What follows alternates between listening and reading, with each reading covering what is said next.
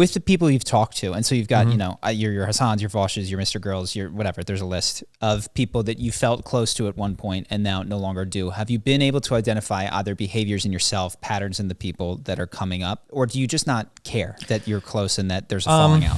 It's different for everybody. It's something that's so hard for me. I think that like somewhere deep inside me, I'm like relatively Machiavellian. Like I'm going to consider the pros and cons of like a lot of my social interactions. I'm not going to be self-destructive towards somebody. And I kind of, everybody has this problem. And even I thought I was above it at one point, but I'm not. Nobody's above this. We project our internal mental schema onto other people relentlessly. So there's been a lot of people I'm thinking like, I gave this person their whole career. They have so much to gain by being friends with me. I wouldn't do. Yeah, I would never burn it. There's no way. And like they do. And I'm like, whoa, really? So yeah, it's been really hard to manage other people's expectations. I mean, like I try to do a better job at like understanding like what is this person here for, what are they going after, and to try to like I'm trying to do like this like give me like Bayesian probabilities on the chance of this person like turning. So you've got, well, you could crowdsource it. Yeah, I've got like here's my prior assumptions. I'm going to update based on behaviors I see it. I can kind of have a more realistic expectation, but yeah, it's difficult. But then there's also like I had this conversation earlier with a friend where it's like I am a very forgiving person. I'm pretty non-judgmental. I usually understand why. Like I know, like I understand why like Vosh hates me. I understand why his son doesn't like me. Like I understand why. So it's like, I'm generally pretty forgiving. Is there like a point where it's like so much forgiveness that one, I look weak because now I'm letting people stab me in the back, and then two, people are more akin to like backstab me in the future because they don't get away with it, or does it communicate a lot of strength that I can like deal with people like being shitty to me and I can keep moving forward and I don't change the way that I engage with people. I'm still willing to give people chances, and that's really unique on my platform. That's another balancing act that I'm like still trying to figure out. There's a lot. Outside of optics, are you personally upset at the bridge burnings though?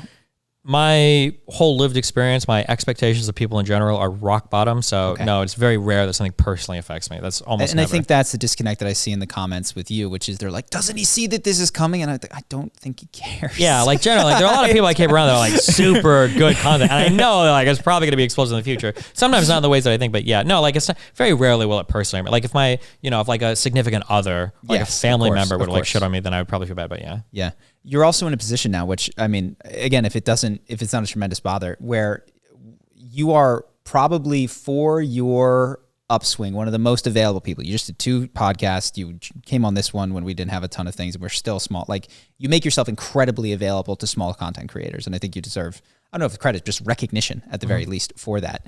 That creates a dynamic where it's easy for people to hop on you, you know, and it's easy to see you as a ticket. And when you're a ticket, well, okay, let me first gain the price of admission, and then let me get a boost on my way out, which is drama. And so there's this, I don't know, that dynamic seems to be very possible and present in. Yeah, definitely. It is possible. I wish everybody says like girls like fuck people for clout. I wish I just had those people. Okay.